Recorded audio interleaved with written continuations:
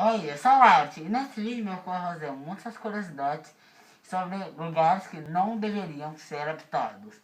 Então vamos. Vou começar com Chernobyl, que é uma cidade ucraniana. Olha, por um acidente que teve em Chernobyl de uma usina nuclear, a cidade teve que ser evacuada.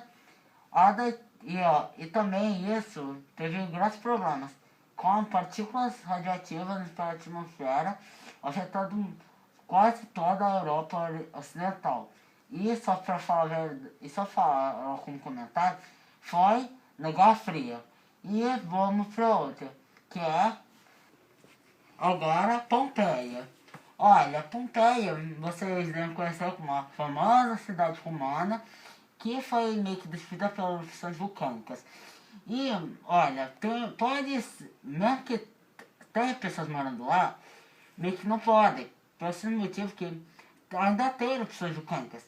Como, por exemplo, no século XX teve duas.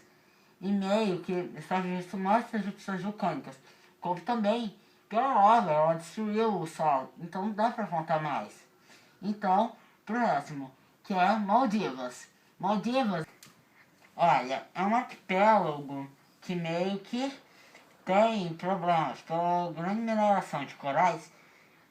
Maldivas está ficando cada vez mais frágil.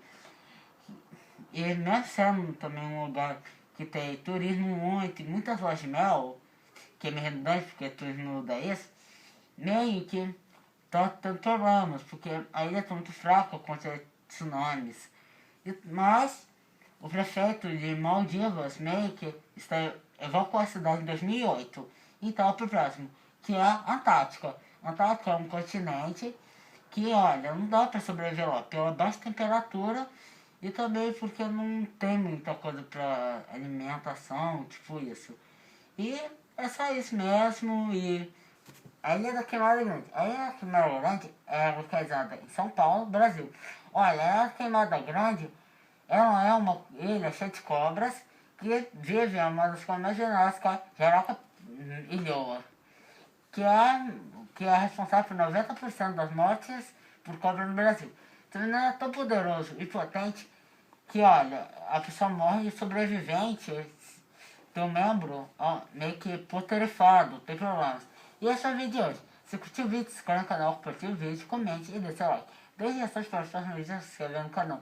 Não esqueça de estar nos canais parceiros, que é o Base Games, André Laboratório, e esse é o primeiro vídeo do ano, então eu tenho o vídeo de arigatou gozaimasu.